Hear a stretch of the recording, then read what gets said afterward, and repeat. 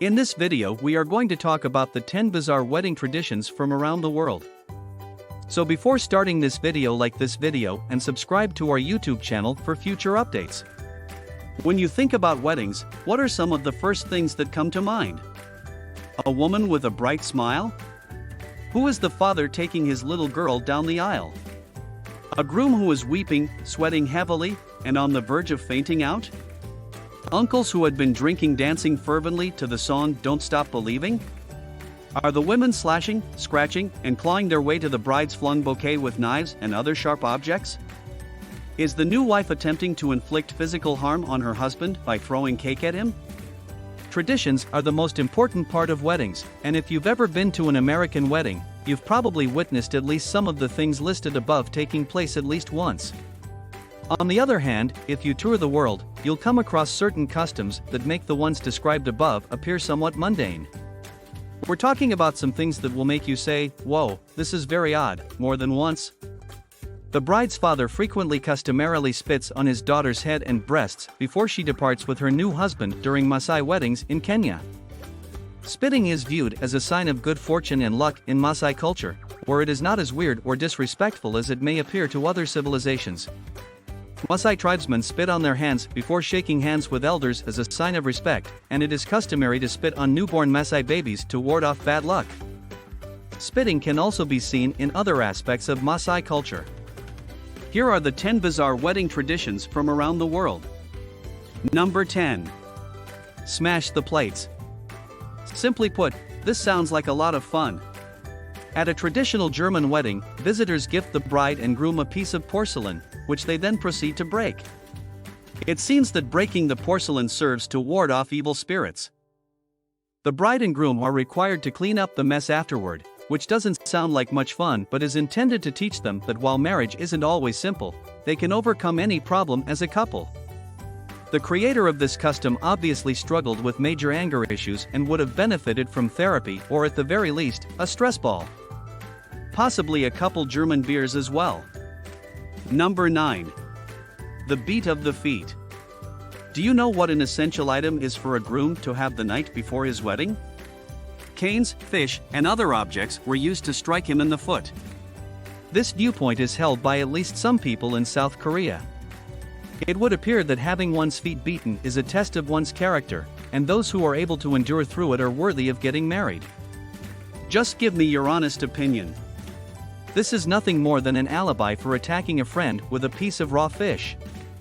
Who on earth wouldn't want that? It reminds one of something that members of an exclusive fight club or brothers in a fraternity might do, about which we are not allowed to speak. In all seriousness, we should seriously consider instituting this practice right here in the United States. Number 8. Drink that toilet until it is completely empty. Although it's less common now, an old French custom recommended that newlyweds consume all remaining booze from a makeshift toilet bowl. Once more, we have inquiries. Do they put their faces in, top off their glasses, or drink using straws? Does everyone's favorite alcoholic beverage, a vodka, rum, scotch, red wine screwdriver, have to be blended together? What transpires if the bride or groom vomit while using the restroom? Perhaps it's a good thing that this custom is no longer widely practiced. Having said that, we must acknowledge that it does provide a useful lesson. Alcohol is a terrible thing to waste. Number 7. You'll need to wed a tree first. Unconventional is the word that best describes this one. In some regions of India, it is believed that girls who are born during specific astrological seasons will be doomed. Because of this curse, their husbands would die at an unnaturally young age. Do you think that odd? Please bring me my beer. The only way for them to break this curse and free themselves is to first get married to a tree. A tree, truly. The rumor continues to say that the curse is broken when the tree is felled. Number 6. You want your bride? You must enter through us. Similar as Red Rover, except with bridesmaids instead. Also, money. And brawls with wolverines in a pit of sawdust. Just kidding about the last part, though it would be even great if it were true. In China, getting to the bride requires the husband to frequently pass through the bridesmaids. The bridesmaids first demand money from him in the manner of a love ransom, but without the ominous letters and mysterious phone calls. Then, before allowing him to see his bride, they make him complete a series of absurd and ludicrous chores. Number 5. Keep it. Hold on. Hold on to it. What's your worst-case scenario for a wedding? A fire breaking out somewhere? Getting drunk? A fledgling bride? When the officiant asks if anyone has any objections, does an old girlfriend rise up and raise an obnoxious voice? Imagine losing control of your bladder or bowels. That's a genuine possibility in Borneo. One tribe forbids the bride or groom from leaving their home for the day, not even to use the bathroom. It appears to be lucky for the couple. Of course, it might also result in a full-blown feces calamity, which would also be a great band name. Number 4. The Weeping Bride. To put that another way, weddings are intended to be happy occasions. What other motivation could there be for a couple to spend thousands of dollars on an open bar where Aunt Edna eventually tries to leave during the song Thriller? That could only originate from genuine love and joy, right? Nevertheless, the Tujia people of China do not always have reasons to smile, laugh, and split their sides after drinking. It is recommended that the bride shed some tears for 1 hour each day, beginning 1 month before to the big day. Because more brides breaking down in tears is precisely what the wedding industry needs right now. To add a further thought, I believe that the name The Weeping Brides would be an excellent choice for a female punk band. Number 3. The evaluation of the chicken liver. In order to set a date for a wedding in the Chinese city of Dor, the prospective couple must first butcher a chicken. That's not the end of it either. After killing your feathered friend, you have a need to thoroughly inspect the liver. If the liver appears to be in good health, you are free to select a date. If that is not the case, you should keep hunting for a chicken that is healthful. Steer clear of associating with hens who hang out in bars. They consistently experience liver damage as a result of drinking an excessive amount of tequila shots. Have faith that this will work. Don't bother asking us how we know, because we have experience. Number 2.